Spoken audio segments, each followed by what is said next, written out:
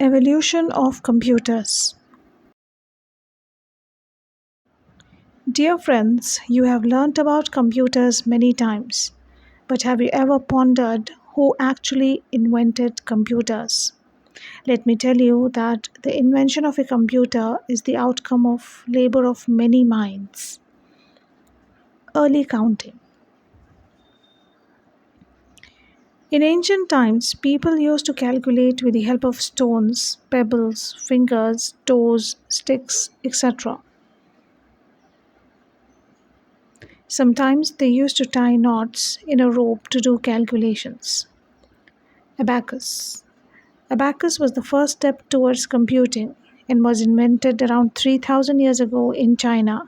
It is a wooden frame with beads on parallel wires which can do simple calculations like addition, subtraction, etc. This device is used to calculate numbers at a very fast speed. In 1642, a mathematician namely Blaise Pascal invented Pascaline adding machine. The numbers were fed into the machine by dialing them on the wheels, and this was the first mechanical calculator of the world. It was capable of performing only addition and subtraction. In 1672, a mathematician, namely Gottfried Wilhelm Leibniz, invented the digital mechanical calculator called the step reckoner. It was the first calculator that could perform all four arithmetic operations, that is, addition, subtraction, multiplication, and division. In 1822, a mathematician, namely Charles Babbage, developed a steam driven calculating machine that was the size of a room. He named it as Difference Engine. Even after working for 10 years on this machine, it was unsuccessful. In 1833, he invented the first ever working model of a mechanical computer called the analytical engine, a fully programmed, controlled machine. And this is why Charles Babbage is known as the father of computers. The instructions given to Babbage's analytical engine were in the form of zeros and ones, and the first person to introduce this concept was Lady Ada Lovelace. She was known as the first computer programmer. Herman Hollerith, an army engineer, built a machine called the tabulating machine in 1890.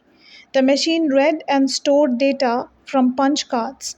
After the machine's success, Hollerith formed a computing tabulating recording company to sell this machine.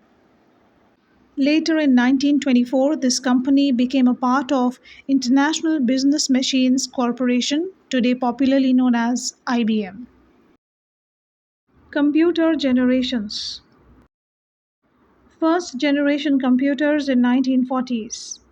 Professor Howard Aikens built the first electromechanical computer, namely Mark I.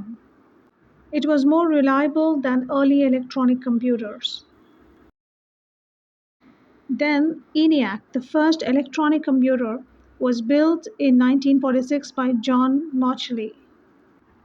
Universal Automatic Computer was another successful invention of John Mauchly and Presper Eckert in 1951.